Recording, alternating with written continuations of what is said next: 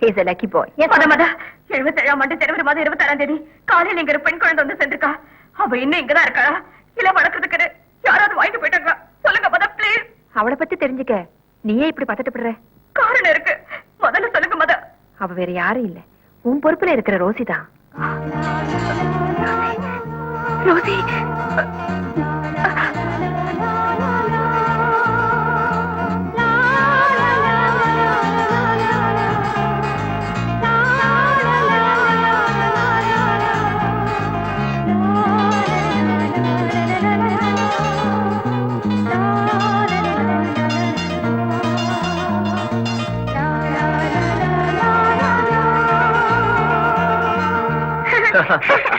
அப்புறம் அங்கிள் எனக்கு உங்களை தவிர வேற யாருமே பிடிக்கல அங்கிள். ஏன் எங்க அம்மா நான் பிறந்த உடனே என்னை இங்க விட்டுட்டு போயிட்டாங்களா. என்ன பெத்த அம்மாவுக்கே என்ன பிடிக்கலன்னா மத்தவங்களுக்கு எப்படி அங்கிள் என்ன பிடிக்கும்? அதனால தான் நான் யார்கிட்டயும் பேசுறது இல்ல. அது சரி, என்ன மட்டும் உனக்கு பிடிக்க காரணம்? உங்க அம்மாவும் யானை மிதிச்சு செத்துட்டாங்க, உங்களுக்கும் இந்த மாதிரி அம்மா இல்ல, அதான். யானை மிதிச்சு செத்துட்டாங்களா? ஓ ஓ ஆமா ஆமா.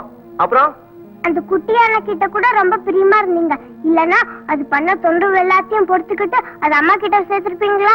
அது மாதிரி உன்னையும் உங்க அம்மா கிட்ட சேர்த்துடுவா? வேண்டாம் அங்கிள்.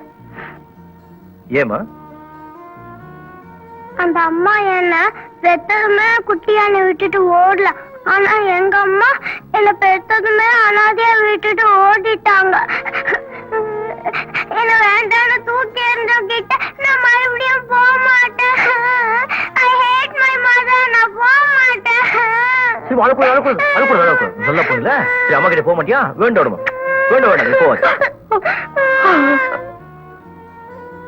அங்கிள், என் ஆசை என்ன தெரியுமா?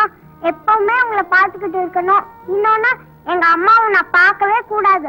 பார்த்தாலும் அம்மா கூப்பிட மாட்டேன். கவலைப்படாதம்மா, உனக்கு என்ன எப்ப பாக்கணும்னு தோணுதோ அப்போ ஒரு போன் பண்ணு, நான் வந்துடுறேன். சரி, அப்ப நான் வரட்டா?